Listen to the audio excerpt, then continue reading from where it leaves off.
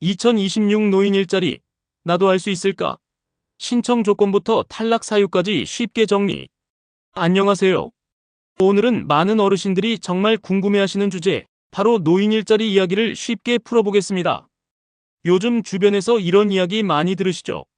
노인 일자리 해보면 용돈이라도 보탬된다더라. 나는 나이가 되는데 신청할 수 있나? 괜히 갔다가 조건 안 된다고 떨어지는 거 아니야? 이런 궁금증 때문에 망설이시는 분들이 정말 많습니다. 결론부터 말씀드리면 노인 일자리는 생각보다 종류가 다양하고 내 상황에 맞는 유형을 고르면 충분히 도전해 볼 수 있습니다. 보건복지부는 2026년에 역대 최대인 115만 2천 개의 노인 일자리를 제공할 계획이라고 밝혔습니다. 그러면 제일 먼저 노인 일자리가 정확히 뭔지부터 간단히 보겠습니다. 노인 일자리는 단순히 돈만 버는 개념이 아닙니다. 어르신들이 사회활동을 이어가고 생활에 활력을 얻고 소득도 조금 보탤 수 있게 만든 제도입니다. 보건복지부도 노인 일자리가 소득 보탬뿐 아니라 삶의 만족도 증가, 우울감 개선, 의료비 절감 같은 효과가 있다고 설명하고 있습니다. 그럼 어떤 종류가 있느냐? 크게 보면 노인 공익활동사업, 노인 역량활용사업, 공동체 사업단 같은 형태로 나뉩니다. 그리고 세부적으로는 시장형 사업단, 취업발전형, 시니어 인턴십 같은 방식도 있습니다. 예를 들어 실버 카페 운영, 실버 택배, 시험 감독 보조, 경비원, 시설관리, 조리, 매장 관리 같은 일도 여기에 포함될 수 있습니다.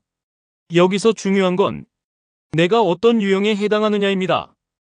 2026년 기준으로 노인 공익활동사업은 기초연금을 받는 65세 이상 어르신이면 신청 가능하고 노인 역량활용사업과 공동체 사업단은 60세 이상이면 신청 가능합니다. 즉, 나는 아직 65세가 안 됐는데 안 되는 거 아니냐? 이렇게 단정하실 필요는 없습니다. 유형에 따라 60세부터 가능한 것도 있기 때문입니다. 또 한 가지 중요한 점은 신청한다고 다 바로 되는 것은 아니라는 점입니다. 참여자 선정은 소득 수준, 활동 역량, 경력 같은 기준을 종합해서 고득점자 순으로 선발됩니다. 그래서 어떤 분은 나이는 되는데도 떨어질 수 있고 또 어떤 분은 관련 경험이나 생활 여건 때문에 우선순위를 받을 수도 있습니다.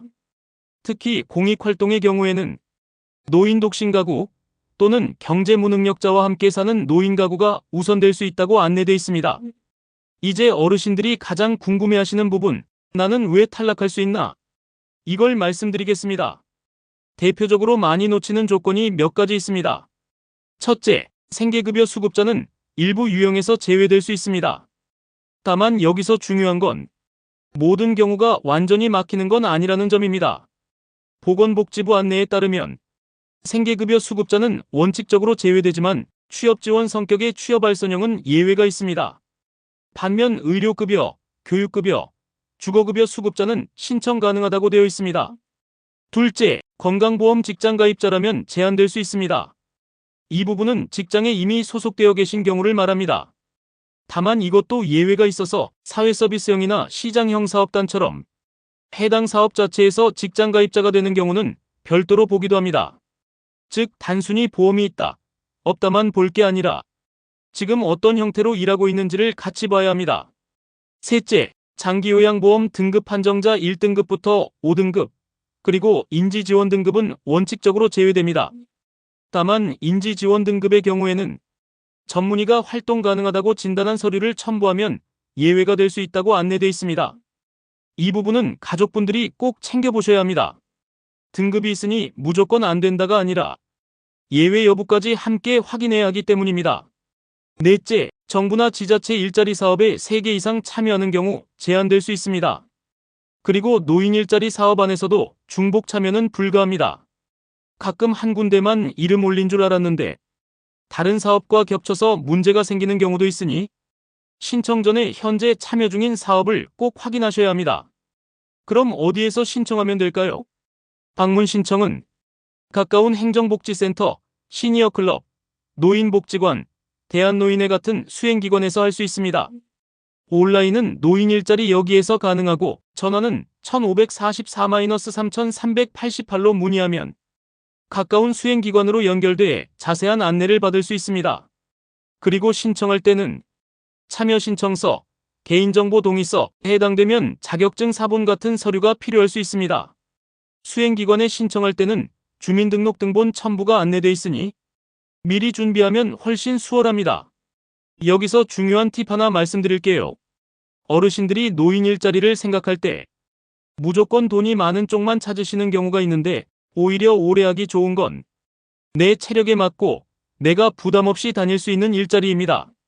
집에서 너무 멀거나 서 있는 시간이 너무 길거나 사람 응대가 스트레스가 큰 일은 처음엔 괜찮아 보여도 오래가기 어렵습니다. 그래서 신청 전에 꼭 스스로 물어보셔야 합니다. 나는 오래 걷는 게 괜찮은가? 사람 상대하는 게 괜찮은가? 시간 약속을 꾸준히 지킬 수 있는가? 기존 질환 때문에 무리하면 안 되는 일은 아닌가? 이걸 먼저 생각하셔야 선발 이후에도 중도 포기하지 않고 이어가기 좋습니다. 또 하나, 나는 경력이 없어서 안 될 거야. 이렇게 생각하시는 분들도 많습니다. 그런데 꼭 전문 경력이 있어야만 가능한 건 아닙니다. 물론 취업알선형이나 일부 역량활용형은 경력이 도움될 수 있지만 공익활동처럼 비교적 진입이 쉬운 유형도 있습니다. 중요한 건 내가 어떤 경험을 했는지, 지금 어떤 활동이 가능한지 상담할 때 솔직하게 말하는 겁니다.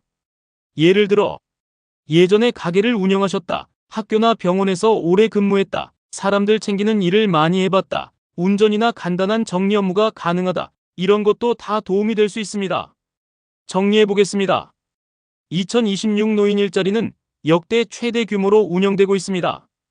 공익활동은 기초연금 수급 65세 이상, 역량활용과 공동체 사업단은 60세 이상부터 가능할 수 있습니다. 하지만 생계급여 수급, 직장가입 여부, 장기요양 등급, 중복 일자리 참여 여부에 따라 제한이 생길 수 있습니다. 그리고 신청은 행정복지센터, 시니어클럽, 노인복지관, 대한노인회, 노인일자리 여기 1544-3388을 통해 확인하시면 됩니다. 마지막으로 꼭 드리고 싶은 말씀은, 노인 일자리는 단순히 몇만 원 더 버는 문제가 아니라 하루 리듬을 만들고 사람을 만나고 몸과 마음을 덜 처지게 하는 힘이 될 수 있다는 점입니다. 그래서 조건이 되는 분들은 괜히 겁부터 내지 마시고 가까운 기관에 한번 상담이라도 받아보시는 걸 권해드립니다. 오늘 내용이 도움이 되셨다면 주변에 노인 일자리 고민하시는 부모님이나 지인분께도 꼭 알려주세요. 모르고 지나가면 신청도 못하지만 알고 준비하면 생각보다 길이 보일 수 있습니다. 감사합니다.